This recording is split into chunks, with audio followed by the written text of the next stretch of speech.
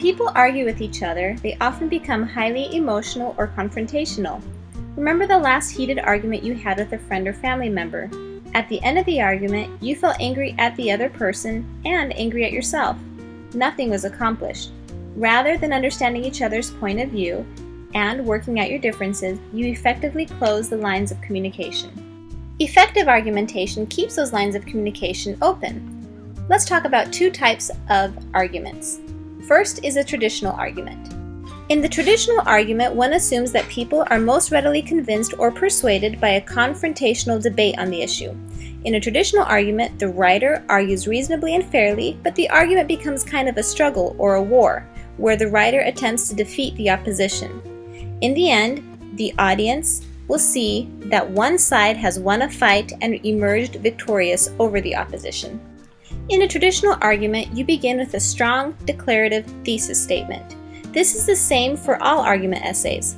Then you give evidence and facts, which helps convince your reader.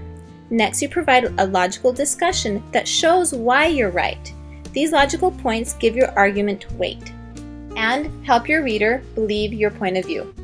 In a traditional argument, you take the time to research and respectfully summarize the beliefs of your opposition. But once this is done, you must explain why they are wrong. By the end of a traditional argument, it is clear to the reader that one point of view has lost and the other has won. There should be no doubt which side was weak and which side dominated the argument. Another style of argumentation is called the Rogerian argument. The Rogerian argument does not take the confrontational stance of the traditional argument. While the Rogerian argument uses reason and logic, its primary goal is not to win the argument, but to open the lines of communication. To properly open the lines of communication, the writer must present him or herself as someone who understands and can empathize with the opposition. The writer does this by establishing common ground with the opposition. Basically, you want to recognize the areas you both agree on.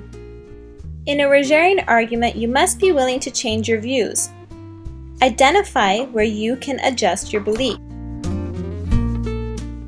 Finally, make your argument clear by directing your audience towards a compromise or towards a workable solution.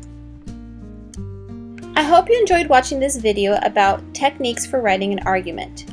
Remember, you want to choose either a traditional argument or perhaps the Rogerian style of argument, whichever suits you best.